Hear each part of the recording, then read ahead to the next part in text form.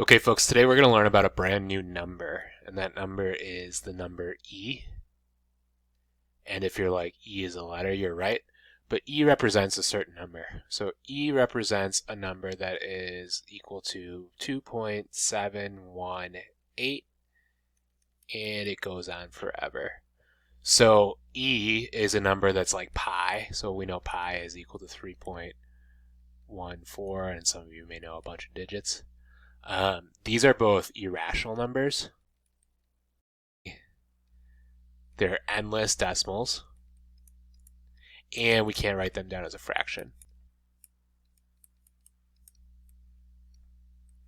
Okay, so pi, you may know, comes from dividing the circumference of the circle by the diameter, is how we get pi.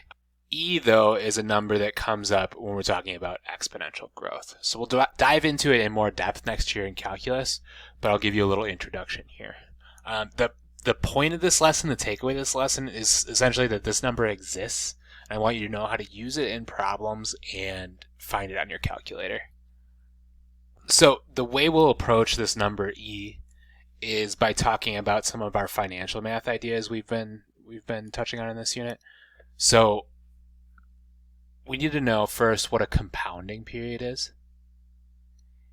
And a compounding period is how often interest is applied to a balance. So if I borrow money, they might charge me interest on the daily, which is why remember our check cashing stores are such a bad deal, right? Or they might charge me interest monthly, which is how most credit cards do it.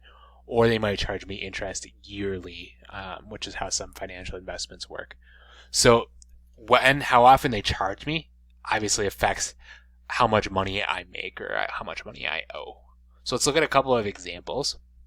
So these are graphs of a certain amount of money invested at the same interest rate, but my left-hand graph has interest applied every year. My right-hand graph has interest applied every month. And notice how at the end of the time, after 20 years,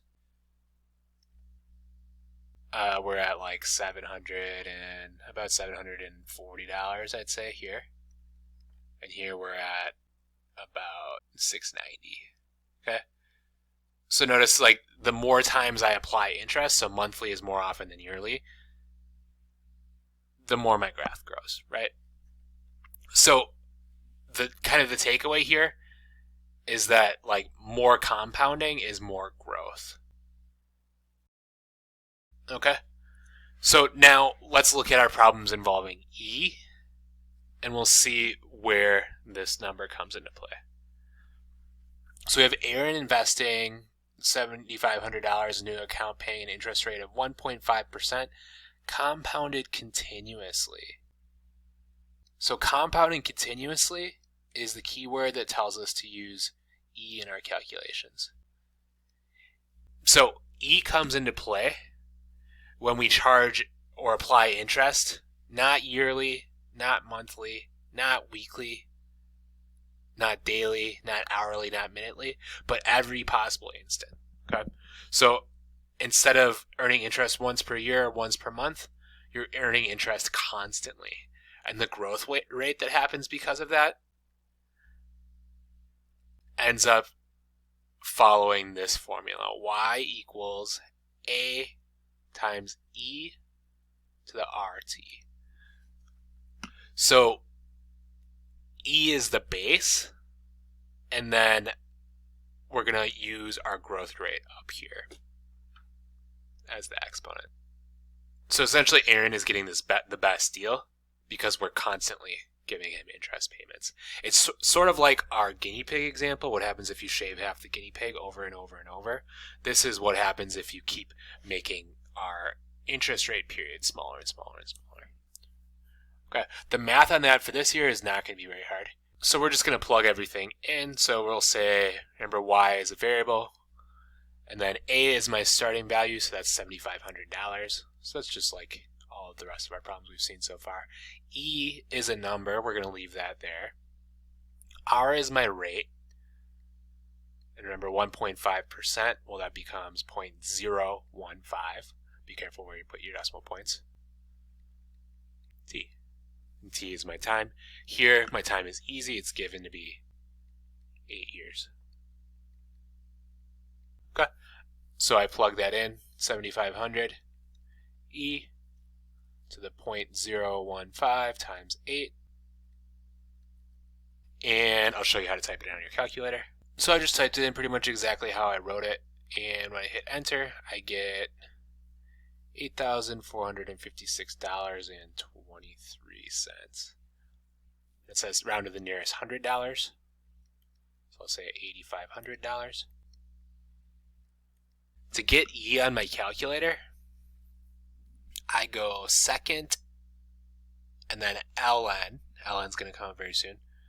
And then it gives me E, and it's already ready to type in an exponent here. So if I wanted to say E squared, I would type it in like that, hit enter, it would tell me what that number is.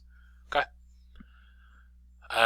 You can get that number on like a cell phone calculator, usually by turning it sideways as well. Okay, let's do one more, a little bit trickier one, and then we'll call it a day. So here, we're doing the same thing. Remember, it decays continuously. So a quantity with an initial value of 8,100 decays continuously at a rate of 0.95% per year. What is the value of the quantity after 96 months to the nearest hundredth? Okay. So notice a couple things here. 96 months. Well, 96 divided by 12 is 8, so that's 8 years. Because our rate is in per year, so we have to make that conversion. Other than that, I'm going to plug it in just like my last one. So A, 8,100 is my starting value. E, now because we're decaying, R is negative. So this quantity is getting smaller. So I'm going to say negative 0.0095 T. So 0.0095. Because I moved the decimal point over twice. Right. And then I'm just going to plug in T equals 8.